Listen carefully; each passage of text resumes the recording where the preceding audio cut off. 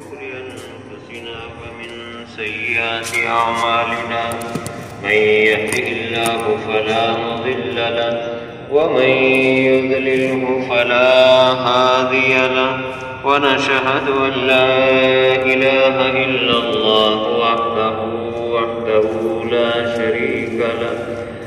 شريك له ولا نظير له ولا وزير له ولا مشير له ولا معين له ولا ضد له ولا ند له ولا مثل له ولا مثال له ونشهد أن سيدنا ومولانا محمدا عبده ورسوله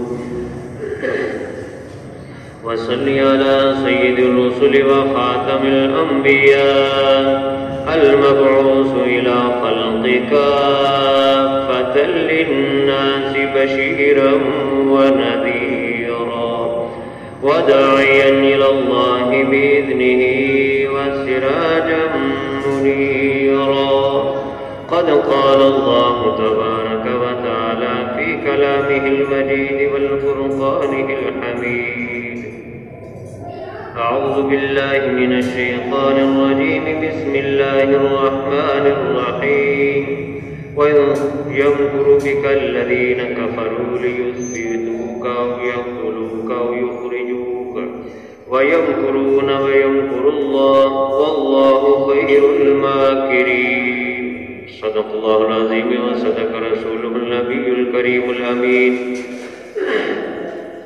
ونحن على ذلك لمن الشاهدين والشاكرين والحمد لله رب العالمين سبحانك لا علم لنا إلا ما علمتنا إنك أنت العليم الحكيم رب اشرح لي صدري ويسر لي أمري واحلل عقدة من لساني يفقهوا قولي اللهم صل على محمد وعلى آل محمد كما صليت على إبراهيم وعلى آل إبراهيم إنك حميد مجيد اللهم بارك على محمد وعلى آل محمد كما باركت على إبراهيم وعلى آل إبراهيم إنك حميد مجيد يا رب سلم وسلم دائما أبدا على حبيبك على رسولك خير الخلق كلهم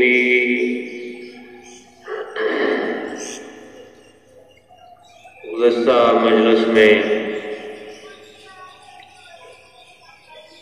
ہجرت جو آپ صلی اللہ علیہ وسلم نے مکہ جیسا محبوب شہر چھوڑا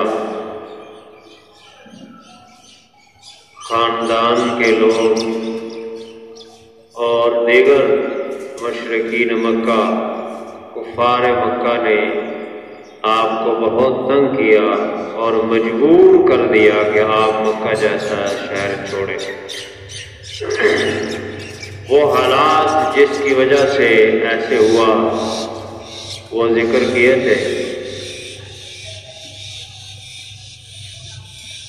اور جب پہلی ہجرت فرمائی صحابہ کرام نے 5 نبوی سال، تو حبشہ کی طرف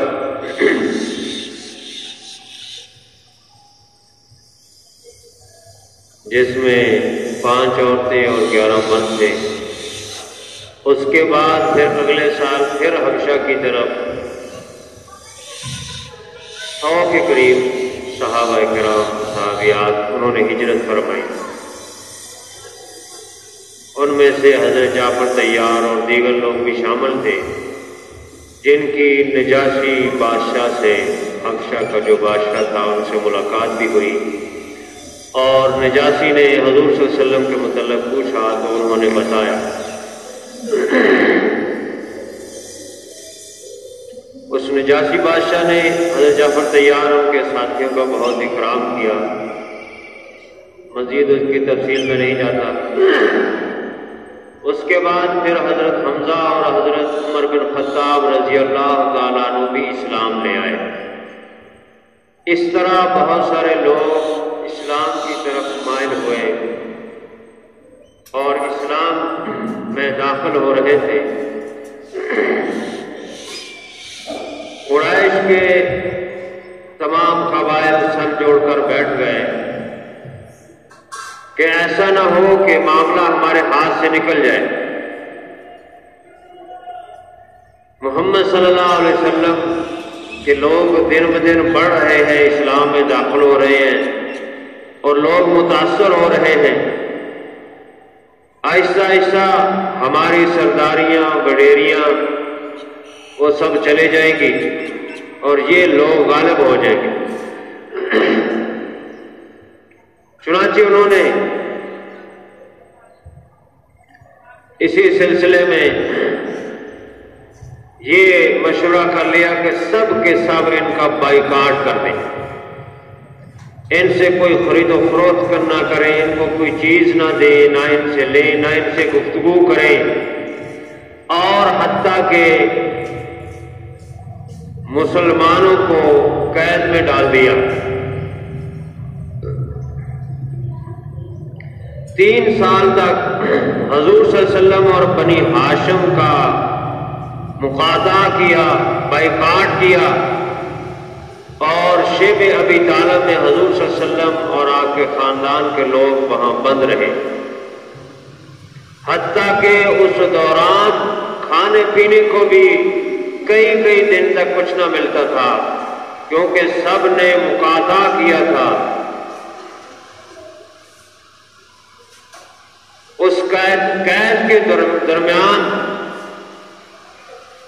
حضور صلی اللہ علیہ وسلم اور آپ کے خاندان کے لوگوں کو کیکر کے پتے اور کچھ اس طرح کی چیزیں کھانے کی بھی مجبوری آئی، یہ مشکلات بھی آئیں۔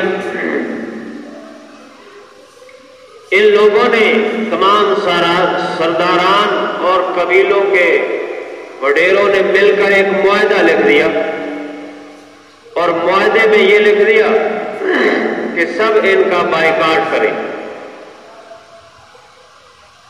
اور وہ خانہ کعبہ کے ساتھ لٹکا دیا۔ پہلے یہ لوگ ایسے ہی کرتے تھے، کوئی بڑا معاہدہ کرتے تو خانہ کعبہ کے ساتھ لٹکا دیتے تھے۔ اب 3 سال گزر گئے، حتیٰ کہ اس معاہدے کو مٹی لگ گئی، گل لگ گیا، اور کیڑوں نے اس معاہدے کو کھا لیا جس پر لکھا ہوا تھا۔ جہاں پر انہوں نے اللہ تعالیٰ کا نام لکھا تھا بسمہ تعالیٰ، وہ اللہ کا نام باقی رہا، اور باقی سارے کا سارا معاہدہ کیڑوں نے کھا لیا۔ حضور صلی اللہ علیہ وسلم کو وحی کے ذریعے سے بتا دیا گیا کہ اس طرح معاہدہ وہ گل سڑ گیا اور ختم ہو گیا ہے۔ چنانچہ آپ صلی اللہ علیہ وسلم نے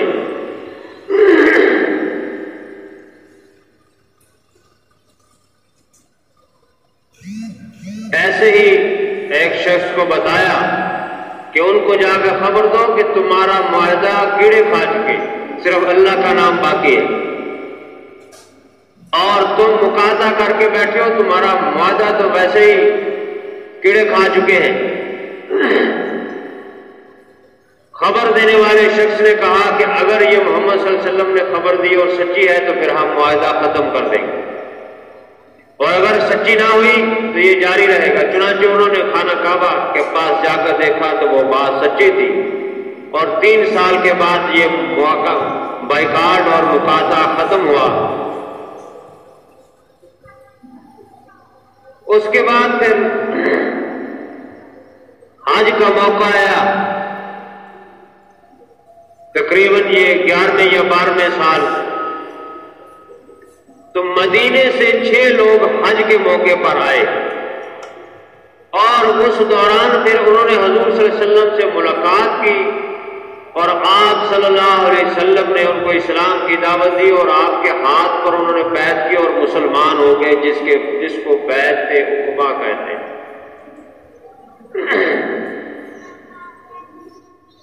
اور پھر دوسرے سال 12 لوگ آئے مدینے سے مکہ حج کے موسم پر، 6 وہی پہلے والے اور 5 مزید۔ اور انہوں نے بھی حضور صلی اللہ علیہ وسلم کے ساتھ بیعت کی اور اسلام میں داخل ہو گئے۔ اس طرح مدینے میں لوگ آنا شروع ہو گئے اور ماحول بننا شروع ہو گیا۔ ہجرت سے پہلے آپ صلی اللہ علیہ وسلم کو رویا صالحہ سے خبر دی گئی۔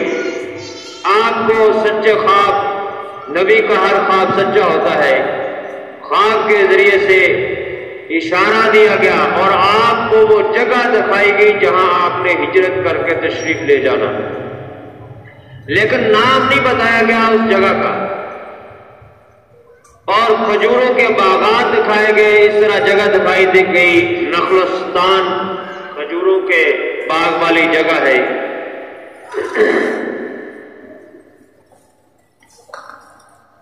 پھر آپ تردد میں تھے کہ یہ کون سی جگہ ہے جو مجھے خواب میں دکھائی گئی ہے۔ وحی کے ذریعے سے آپ کے اس انتظار کو اللہ تعالیٰ نے ختم کیا اور بتا دیا کہ یہ مدینہ منورہ ہے، وہاں آپ ہجرت کر کے تشریف لے جائیں گے۔ آپ صلی اللہ علیہ وسلم کو جب یہ اجازت مل گئی تو آپ نے صحابہ کو حکم فرمایا کہ اب تم مکہ چھوڑ کر مدینے چلے جاؤ۔ مدینے کی طرف حکم آ گیا ہجرت کا۔ چنانچہ صحابہ کرام میں سے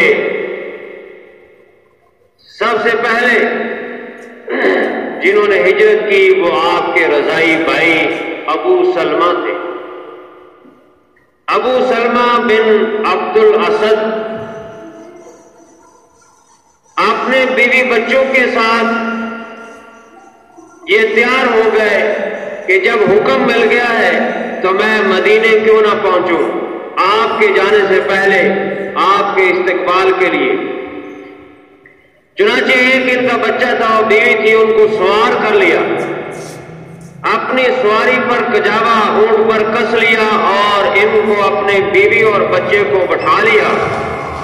ادھر لوگوں کو اطلاع ملی کہ ابو سلمہ اور اس کی بیوی ام سلمہ اور بچہ یہ یہاں مکہ چھوڑ کر مدینہ جا رہے ہیں، ہجرت کر رہے ہیں۔ تو لوگ جمع ہو گئے، قریش کے لوگوں نے ان کا رستہ روک لیا کہ دیکھو تمہیں تمہاری ذات پر اختیار ہے، تم جانا چاہو چلے جاؤ۔ ام سلمہ کے خاندان والے آ گئے کہ اس کو ہم نہیں جانے دیں گے، یہ ہماری بیٹی ہے، لہذا اس کو نہیں لے جا سکتے۔ ابو سلمہ کے قبیلے والے آگے اور انہوں نے کہا یہ ہمارے خاندان کا بچہ ہے، اس کو ہم نہیں جانے دیں گے۔ چنانچہ ان کی بیوی ام سلمہ کو پکڑ کر ان کے خاندان والے لے گئے اور ابو سلمہ کے جو بنی آمام تھے اور ان کے خاندان والے تھے اس کے بچے کو وہ لے گئے۔ یہ خود اپنے بچے سے بھی جدا ہو گئے، ماں بچے سے جدا ہو گئی، بچہ ماں سے اور باپ سے جدا ہو گیا۔ یہ حالت ان کے ساتھ ہوئی۔ ابو سلمہ وہ ہجرت کر کے مدینہ پہنچ گئے، لیکن ام سلمہ پریشان تھی کہ میرے ساتھ یہ کیا بیت رہی ہے۔ ایک آدمی اس کا جرم یہ ہے کہ اس نے صرف اسلام اور کلمہ پڑھا ہے، اسلام میں داخل ہوا ہے، اس کی پاداش میں اس سے اس کی بیوی کو چھین لیا گیا، اس کے بچے کو چھین لیا گیا، جدا کر دیا گیا۔ صحابہ کرام نے اندازہ کیجئے کتنی مشقتیں برداشت کی ہیں، یہ اسلام ہم تک ایسے نہیں پہنچ گیا۔ ام سلمہ کہتی ہے میں اسی طرح مکے میں روتی رہتی تھی کہ یہ ہمارے ساتھ کیا ہو گیا ہے، میرا بچہ بھی مجھ سے چھین لیا ہے، میرے شوہر کو بھی مجھ سے جدا کر دیا ہے۔ اور صبح کو ابتحا کے مقام پر جا کر روتی رہی، شام کو واپس آ جاتی، اسی طرح سال گزر گیا۔ ایک سال کے بعد ام سلمہ فرماتی ہے میرے بنی آمام جو خاندان کے لوگ تھے ان میں سے ایک شخص کو رحم آیا اور اس نے آ کر میرے قبیلے اور خاندان والوں کو کہا کہ تم اس مسکینہ پر رحم کیوں نہیں کرتے، کیوں اس پر ظلم کرتے ہو اور تشدد کرتے ہو؟ چنانچہ اس دوران جب اس نے کچھ ان کو غیرت دلائی تو ان کو شرم آئی اور انہوں نے بچہ ان کے حوالے کیا اور ان کو اجازت دے دی۔ ام سلمہ اپنے بچے کو لے کر جو ہے مدینے کی طرف روانہ ہو گئی۔ رستے میں مقام تنعیم پر عثمان بن طلحہ ملے۔ عثمان بن طلحہ بعد میں پھر مسلمان ہو گئے، اس وقت مسلمان نہیں تھے۔ انہوں نے کہا کہ کہاں جا رہی ہو اکیلی؟ انہوں نے کہا میں اپنے شوہر کے پاس مدینے جا رہی ہوں۔ چنانچہ عثمان بن طلحہ نے کہا کہ میں آپ کو چھوڑ کے آتا ہوں، سواری کی نکیل پکڑ لی اور ان کو کہا تم سوار ہو جاؤ۔ اسی طرح چلتے رہے، رستے میں کہیں ٹھہرنا ہوتا تو عثمان اونٹ کو بٹھا دیتے اور خود دور ہو جاتے اور وہ اتر جاتی اور وہ آرام کر لیتی۔ پھر اس کے بعد جب جانے کا وقت آتا اونٹ بٹھا کر پھر آگے چلے سائڈ پر ہو جاتے اور ان کو کہتے تم بیٹھ ہو جاؤ، سوار ہو جاؤ۔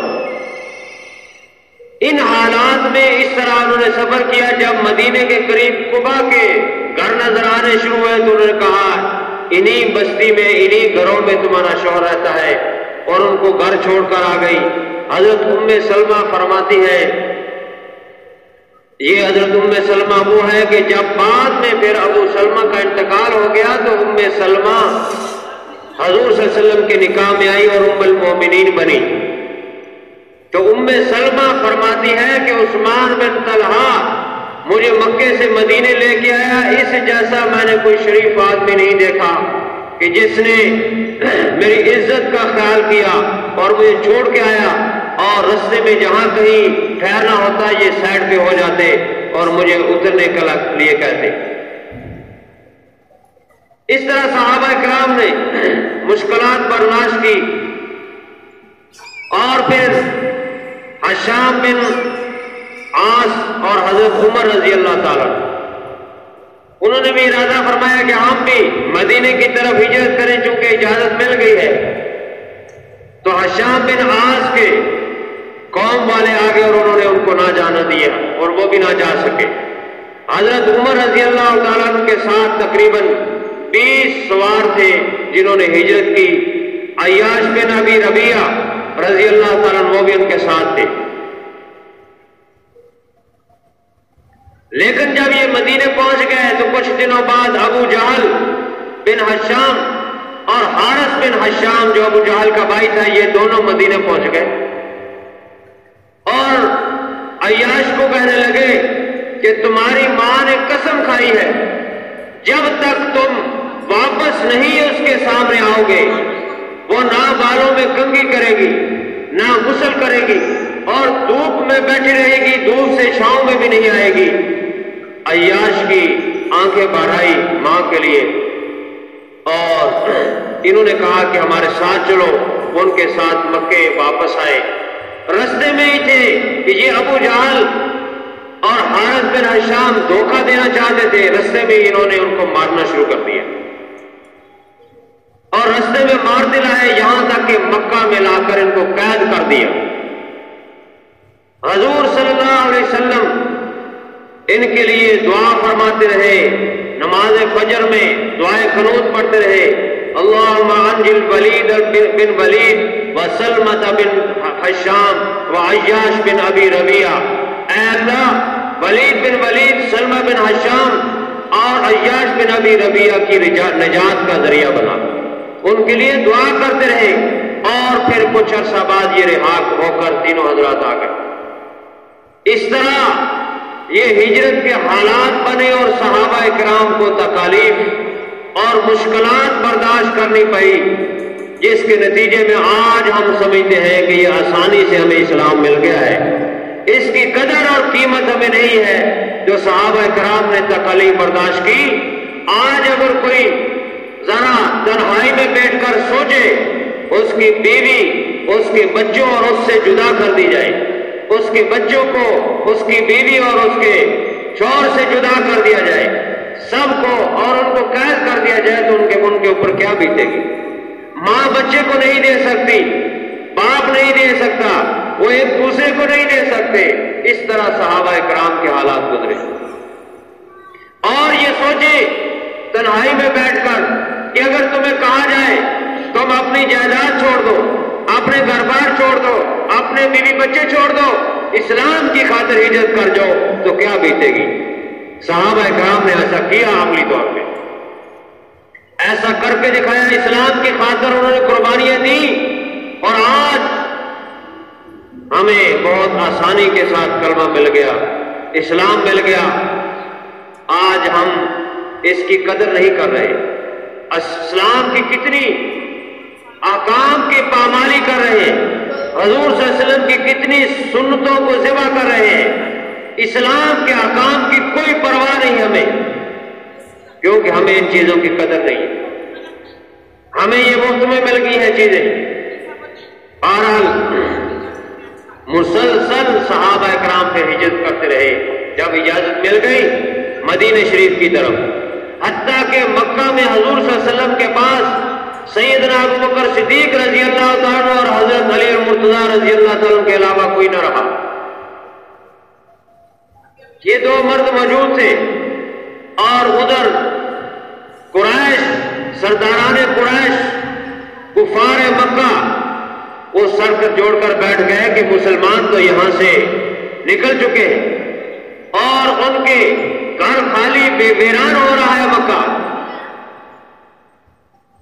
چنانچہ انہوں نے مشورہ کیا، اب کیا کیا جائے؟ مشورے میں دار الندوہ ایک جگہ تھی، یہ ان کے بڑوں نے مشورے کے لیے ایک علیحدہ سے بلڈنگ بنائی ہوئی تھی، جیسے علیحدہ سے آج کل ہمارے اسمبلی ہال ہے مشاورت کے لیے، قانون سازی کے لیے، انہوں نے ایک علیحدہ سے بلڈنگ بنائی تھی۔ اس کا مقصد ہی یہ تھا، بعد میں پھر حضرت حکیم بن حزام رضی اللہ تعالیٰ عنہ کے یہ حصے میں آئی تھی، انہوں نے اس کو 1,00,000 درہم میں بیچ دیا۔ تو بعض لوگوں نے کہا یہ بڑوں کی نشانیاں نہ بیچو، حضرت حکیم بن حزام نے فرمایا یہ وہ بڑوں کی نشانی ہے، لیکن اس کو استعمال کس مقاصد کے لیے ہوتے کرتے رہے، اور پھر یہ مجھے جو ملی ہے، میرے بڑوں نے شراب کا ایک مشکیزہ جو ہے وہ دے کر اس کو خریدا تھا، اور آج اسلام میں شراب حرام ہے، میں نے 1,00,000 درہم کی بیچی ہے اور 1,00,000 درہم جو ہے سارے کا سارا صدقہ کر دیا ہے، کیا مجھے سودا جو ہے مہنگا پڑا؟ چنانچہ اس دار الندوہ میں جو مشورے کی جگہ بنائی ہوئی تھی، انہوں نے وہاں پر یہ سارے جمع ہوئے، عتبہ، شیبہ، ابو جہل، سارے بڑے بڑے سردار یہ جمع تھے کہ دروازہ کھٹکھٹا اور ایک شخص بوڑھا آیا، انہوں نے پوچھا کون ہے؟ اس نے کہا میں شیخ نجدی ہوں۔ شیطان ابلیس لعین تھا جو بوڑھے کی شکل بنا کر آیا تھا، اس نے کہا میں بھی تمہارا خیر خواہ ہوں اور تمہارے مشورے میں شامل ہونا چاہتا ہوں۔ چنانچہ انہوں نے مشورہ کیا کیا کرنا چاہیے، ایک شخص نے مشورہ دیا کہ ان کو قید کر دیا جائے، تو اس شیخ نجدی نے اس کو رد کر دیا، اس نے کہا کہ نہیں، شیطان ابلیس لعین جو بوڑھے کی شکل میں آیا تھا کہ اگر قید کریں گے وہاں پر اس کے لوگ آئیں گے اور ٹوٹ پڑیں گے اور ان کو چھڑانے کی کوشش کریں گے، اور قید میں جو اور لوگ ہوں گے اس کی کلام اتنی سار انگیز ہے کہ لوگ متاثر ہوں گے ان کی بات سن کر، اور قید کے اندر بھی اس کا کلمہ پڑھ لیں گے۔ چنانچہ ایک اور شخص نے مشورہ دیا کہ ان کو جلا وطن کر دیں، وطن سے باہر نکال دیں۔ اس نے اس کا بھی رد کیا کہ وطن سے باہر کریں گے، جس جگہ میں جائیں گے، جس شہر ملک میں، وہاں جا کر جو ہے لوگوں کو اپنی طرف مائل کریں گے۔ ابو جہل نے مشورہ دیا کہ جتنے قبیلے ہیں سب قبیلے کا ایک ایک نوجوان لیا جائے اور ان کے گھر کا محاصرہ کر لیا جائے، اور سارے یک رفتہ یکدم جو ہے سب کے سب مل کر حملہ کریں اور ان کو نعوذ باللہ شہید کر دیں، اور اس کے بعد ان کے خاندان والے دیت کا مطالبہ کریں گے۔ قتل قصاص تو ہو نہیں سکتا، جب سب نے مل کر اتنے لوگوں نے قتل کیا ہوگا تو دیت جو ہے دے دیں گے، اس کی کیا بات۔ اس طرح اس شیطان لعین نے جو شیخ نجدی بن کے آیا تھا، اس نے کہا ہاں یہ تمہارا مشورہ درست ہے، یہ مشورہ ہو گیا۔ جو آیت میں نے تلاوت کی ہے اس میں اسی کا اللہ تعالیٰ نے تذکرہ فرمایا ہے، فرمایا کہ اذ یمکر بک الذین کفروا، کافر لوگ تدبیر کر رہے تھے، مشورہ کر رہے تھے، لیثبتوک، کہ آپ کو قید کر دیں، او یقتلوک او یخرجوک، یا آپ کو نکال دیں یا آپ کو قتل کر دیں۔ وَيَمْكُرُونَ وَيَمْكُرُ اللَّهُ، یہ بھی تدبیر خفیہ کر رہے تھے اور اللہ بھی تدبیر کر رہا تھا، یہ بھی اپنے مشورے کر رہے تھے اور اللہ بھی تدبیر کر رہا تھا۔ وَاللَّهُ خَيْرُ الْمَاكِرِينَ، کامیاب تو اللہ کی تدبیر ہوتی ہے۔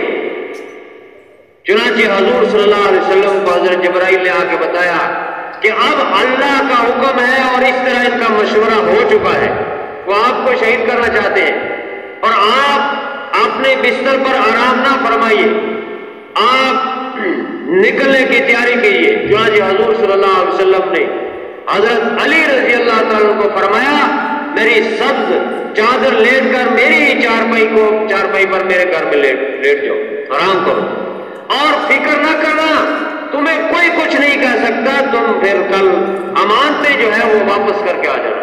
اور اندازہ کیجئے جان کے دشمن ہیں لیکن امانتیں وہی کافر پھر حضور صلی اللہ علیہ وسلم کے پاس رکھواتے ہیں۔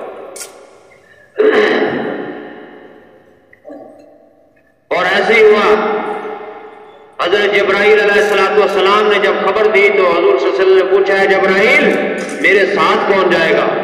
فرمایا تمہارے ساتھ ابو بکر صدیق رضی اللہ تعالیٰ عنہ جائیں گے۔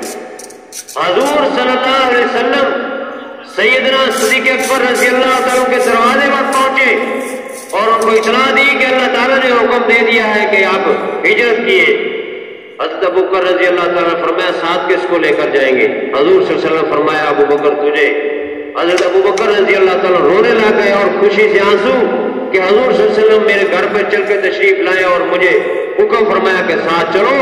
حضرت ابو بکر صدیق رضی اللہ تعالیٰ نبوت شناس تھے، وہ بہت گہری سوچ رکھتے تھے، سمجھ رکھتے تھے، انہوں نے پہلے سے تیاری کر رکھی تھی کہ یہ حالات بن رہے ہیں۔